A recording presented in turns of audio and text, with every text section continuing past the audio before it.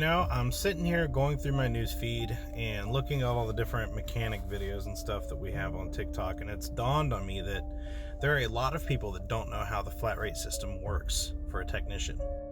You see, the way that it works is when you have, let's say you give a technician a job, you have a brake job. We go to a book, we typically know that a brake job typically pays about 1.5 hours for us to do the job. Now, if we take longer than 1.5 hours to do the job, let's say we take 2 hours to do the job, we still only get paid for the 1.5 hours. There are times where it takes so much longer to do these jobs because of different things that are not in our control, whether it be waiting on your parts, rust accumulation, seized or broken bolts, or when you find other problems like seized caliper pins, things like that. There are so many variables that are not in our control, and it makes it extremely difficult to make money on the flat rate system. Now, when we are talking about diagnostics, when you are paying for a diagnostic, for 1 hour of diagnostic, you are paying for us to hook up a scan tool to the vehicle. You're paying for us to look at the code and take that code and diagnose whichever system is setting that code. That code does not tell us exactly what is wrong with the car. It is a hint. It is a direction for us to go to try to figure out what is wrong with your car. There's additional things that have to happen. In the case of an electrical circuit, you have to check powers, you have to check grounds, you have to measure resistance of the wiring in that circuit, and there are miles of wiring in these vehicles.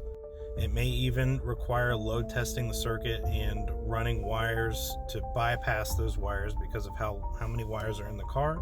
And sometimes it's just easier to run power and ground to that component to better test that circuit. In many cases, when you're diagnosing a vehicle, we may ask for more time because we don't get paid hourly. We get paid for the time that we have invested in your vehicle. Also, please understand that when a dealership or a shop is charging $150 for a diagnosis fee, the technician is realistically only getting paid maybe $30 or $40 per hour to work on that vehicle. So if you come to a shop and you have an issue that is not a typical issue, that is kind of looking like it might snowball, we may ask for more than 1 hour of diagnosis to start off, and that is to cover the additional time that it's going to take for us to look at your vehicle. Now, in the case of warranty work, typically warranty work does not pay as well per book time as a regular customer pay would. The manufacturers have cut times so much that they make it almost impossible for us to make money on. And because of that, the flat rate system is broken.